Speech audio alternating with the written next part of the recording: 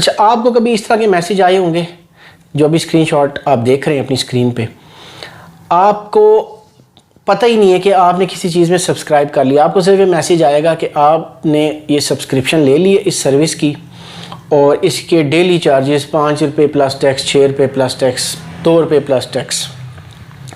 अच्छा, अब मुझे और आपको जो शहरों में लोग रहते हैं, हमें तो चलें इंग्लिश आती है और हमें ये भी उन्होंने नीचे लिखा हुआ, अगर आप सर्विस नहीं चाहते तो आप अनसब कर दें, हम चलें उसको अनसब कर देंगे। लेकिन जो एक बहुत बड़ी तादाद है जो मोबाइल यूज़र्स की, वो गांव में रहती है, जिनको अपना नंबर मिलाना भी नहीं आता, वो किसी से कहते हैं कि यार ये नंबर में हमें ज़रा मिला दो, ये इसी का, ये मेरे भाई का नंबर है, ये उनको ये कैसे पता चलेगा कि ये मेरी सर्विस जो है वो मैं उसमें सब्सक्रिप्शन ले लिए, और इस सर्विस को ख़त्म करने का तरीका भी उनको कैसे पता है। वो बेचारे बैलेंस डलवाते हैं, एक हफ्ते बाद देखते हैं बैलेंस ही नहीं है, वो समझते हैं शायद कॉल हमने की है, SMS की है, जो भी है।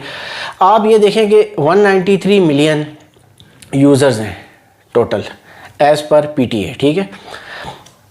आप सिर्फ 193 का मतलब है कि 19 करोड़ 30 लाख। मैं ये कहता हूँ कि 19 करोड़ 30 लाख को छोड़ दें, सिर्फ 1 करोड़ यूज़र अगर आपका इस सब्सक्रिप्शन के झांसे में आ जाता है और उसको पता ही नहीं है, आप उससे 10 रुपये काटते हैं, 10 रुपये अगर आप उससे काटते हैं रोज़ के, तो 10 करोड़ रुपया आप के पास प्रॉफिट आ रहा है।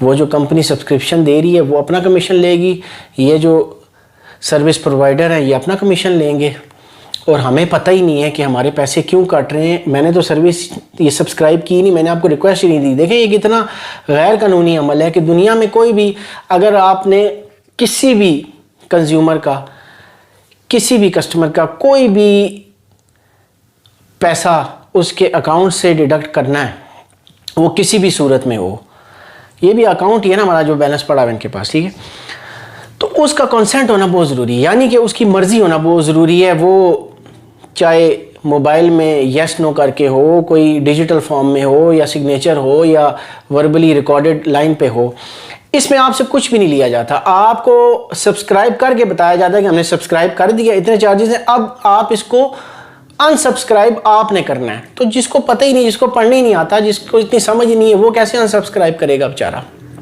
ठीक है।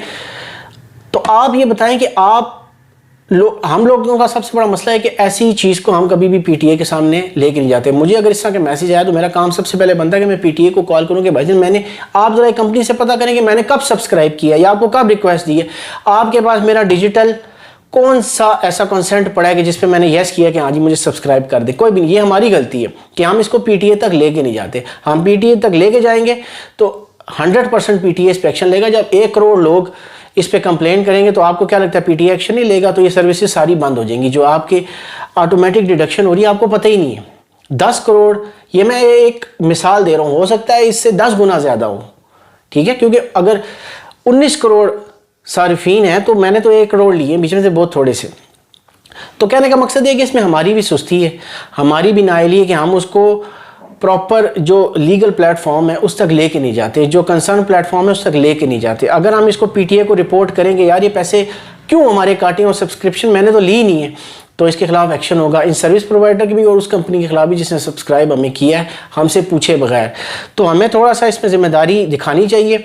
और जिन जिन के साथ ऐसा कोई वाक़या हुआ वो भी अपना कमेंट में बता सकते हैं कि किन किन के साथ ये हादसे ऐसे हुए हैं।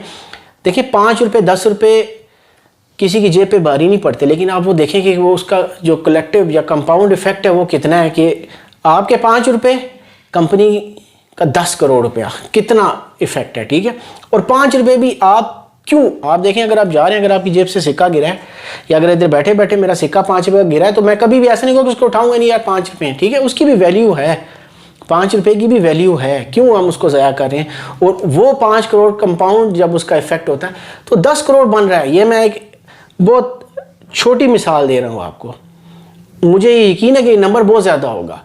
तो हमारा ये फ़र्ज़ बनता है कि हम इसको कंसर्न जो प्लेटफॉर्म है उस तक लेके जाएं, क्योंकि इसी तरह की छोटी छोटी चीज़ों से ही एक माशरे में सुधार आता है। क्योंकि ये देखिए इतनी बड़ी कंपनीज़ हैं, ये अरबों अरबों रुपया ये कमाती हैं, ठीक है, लीगल तरीके से।